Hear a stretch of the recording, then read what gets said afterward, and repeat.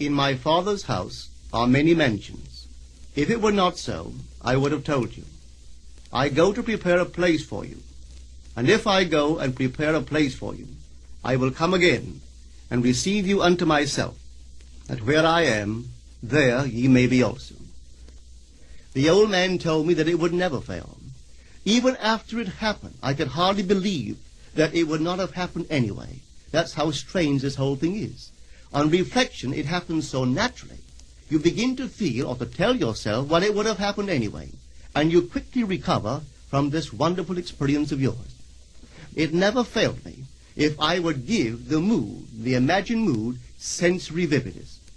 I could tell you unnumbered case histories to show you how it works. But in essence, it's simple. You simply know what you want. When you know what you want, you're thinking of it. That is not enough.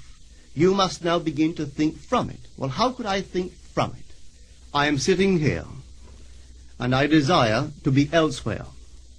How could I, while sitting here physically, put myself in imagination at a point in space removed from this room and make that real to me?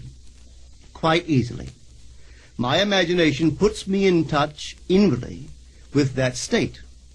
I imagine that I am actually where I desire to be. Now, can I tell that I am there? There is only one way to prove that I am there. For what a man sees when he describes his world is as he describes it relative to himself. So what the world looks like depends entirely upon where I stand when I make my observation. So if, as I describe my world, it is related to that point in space I imagine that I am occupying, then I must be there. I am not there physically, no, but I am there in my imagination, and my imagination is my real self. And where I go in imagination and make it real, there I shall go in the flesh also. When in that state I fall asleep, it is done. I have never seen it fail. So this is the simple technique on how to use your imagination to realize your every objective.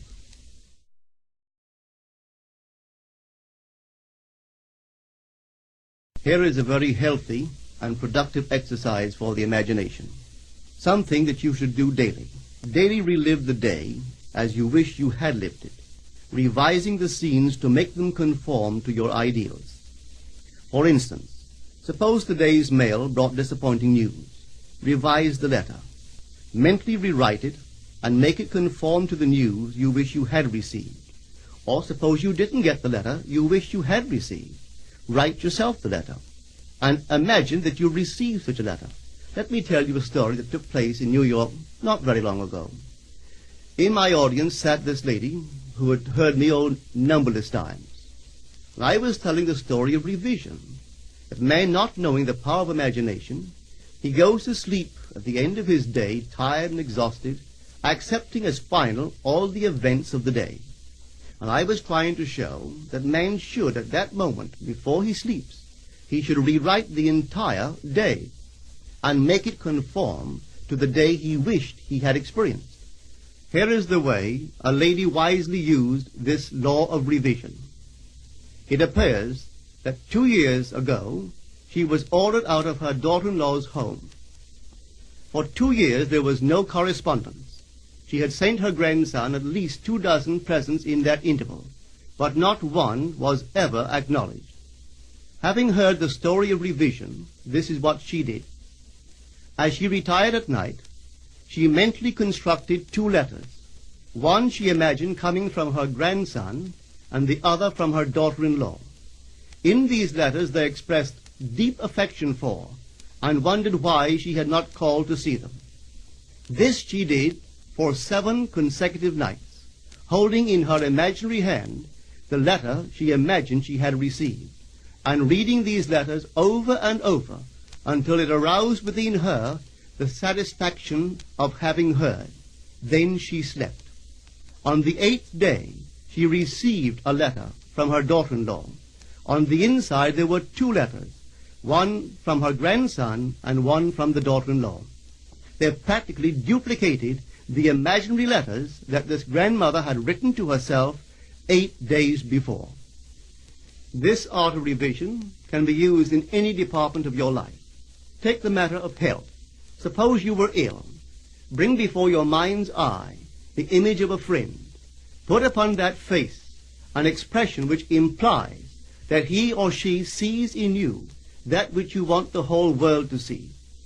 Just imagine he is saying to you that he has never seen you look better, and you reply, I have never felt better. Suppose your foot was injured. Then do this. Construct mentally a drama which implies that you are walking, that you're doing all the things that you would do if the foot was normal, and do it over and over and over until it takes on the tones of reality. Whenever you do in your imagination that which you would like to do in the outer world, that you will do in the outer world. The one requisite is to arouse your attention in a way and to such intensity that you become wholly absorbed in the revised action. You will experience an expansion and refinement of the senses by this imaginative exercise, and eventually achieve vision in the inner world. The abundant life promised us is ours to enjoy now, but not until we have the sense of the Creator as our imagination can we experience it. Persistent imagination, centered in the feeling of the wish fulfilled, is the secret of all successful operations. This alone is the means of fulfilling the intention. Every stage of man's progress is made by the conscious, voluntary exercise of the imagination. Then you will understand why all poets have stressed the importance of controlled, vivid imagination. Listen to this one by the great William Blake. In your own bosom you bear your heaven and earth, and all you behold, though it appears without, it is within, in your imagination, of which this world of mortality is but a shadow. So this is the simple technique on how to use your imagination to realize your every objective.